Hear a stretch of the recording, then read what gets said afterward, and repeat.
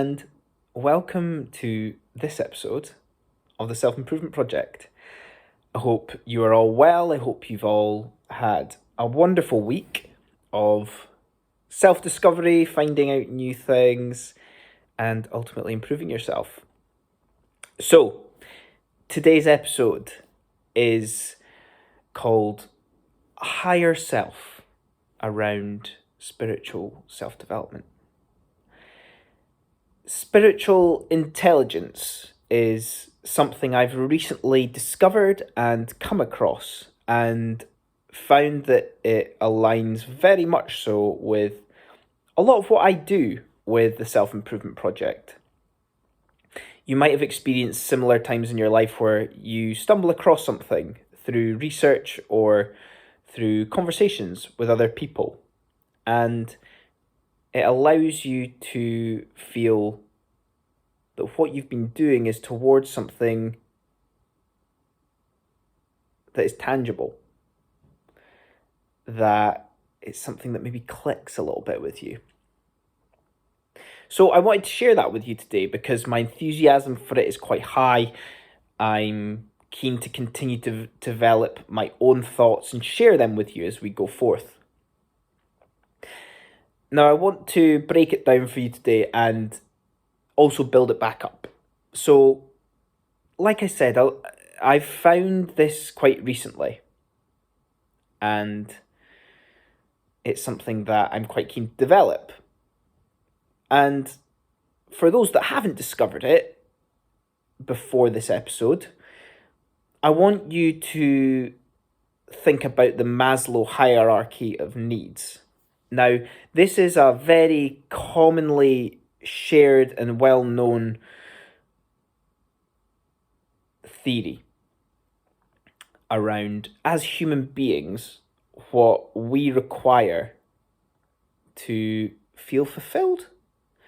And it works as a pyramid with our base and our foundation and building up. Now, at the top of this hierarchy of needs, there is a section called self-actualization. And it is essentially the Holy Grail. And spiritual intelligence comes into this in the sense of our higher self or serving a higher purpose. This can be, but is not exclusive to, being related to things like religion, where religion is very distinctive. People believe fully and have full faith in a religion. And for people like me who are not very religious, not very political, the element of having something higher beyond yourself to serve is very motivational. It is very aspirational. And it's something that as humans, I do believe that we need.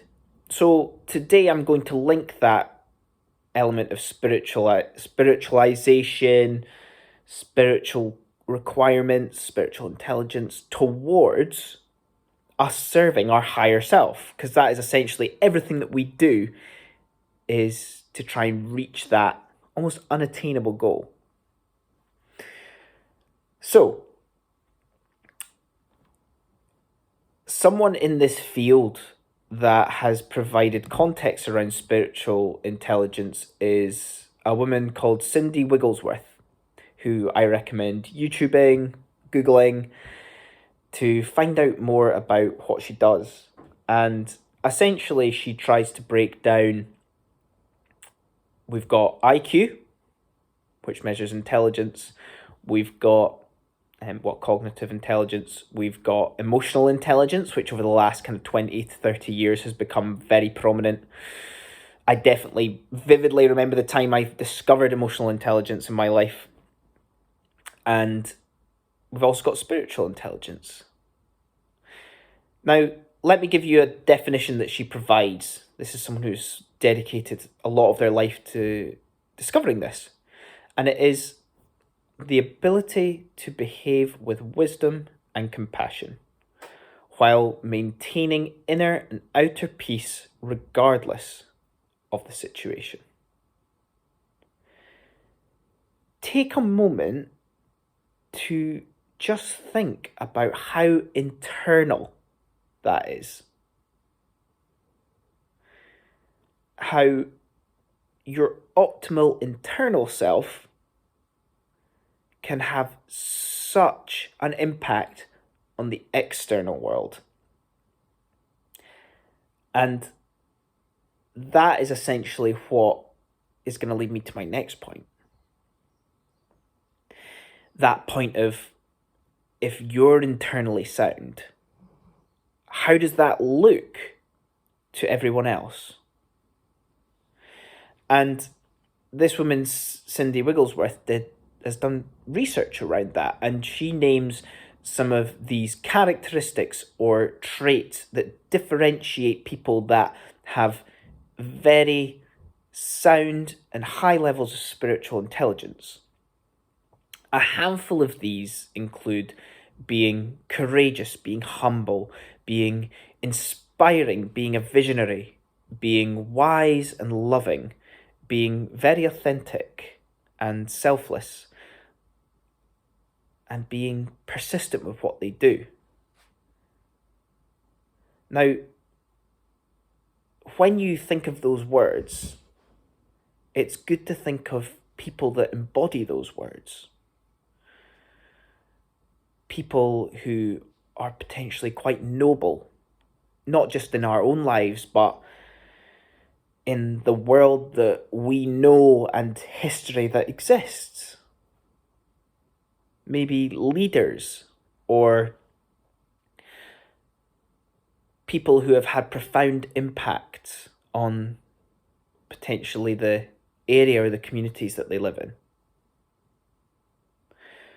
So, as you can imagine, if you know me, if you have listened to many episodes on what I've talked about, I hope that you're sensing and feeling the connection of dots that I'm feeling.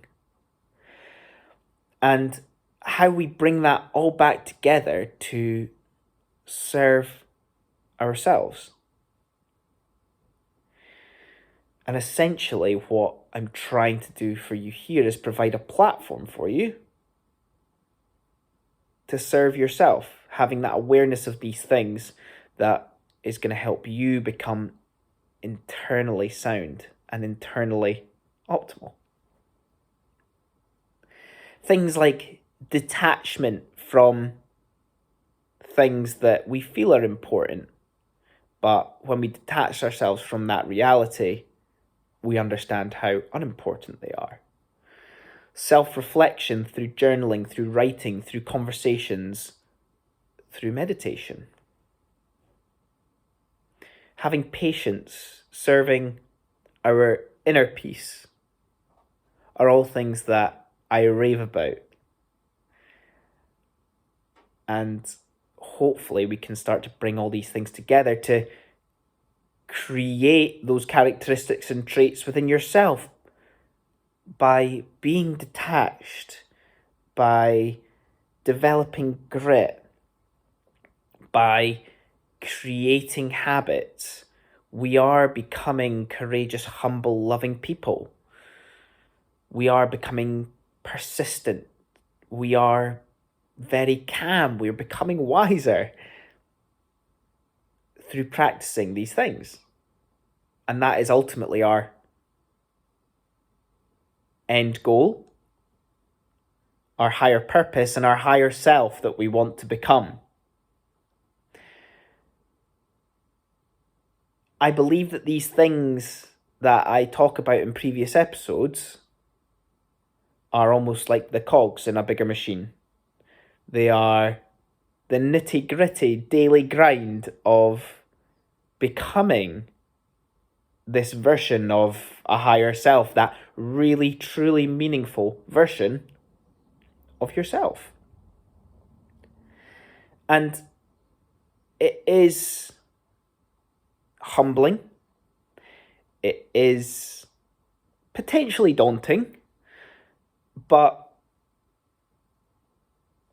I want you to have a platform to serve yourself, to provoke your thought, to provoke your inner voice to be able to tell you these are the right things if you want to be at peace with yourself.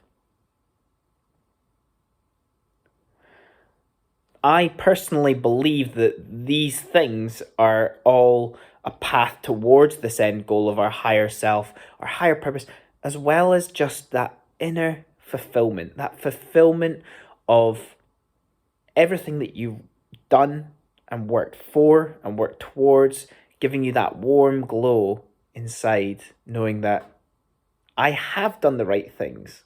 And it gives you that peace of mind that you currently are chiseling away and molding the most meaningful version of yourself. And you might be thinking this is quite tunnel vision, narrow minded, but we are all in this world alone. We are only living our own life. If you ever think that people are thinking about you, they do so for a few seconds and then they just go back to thinking about themselves.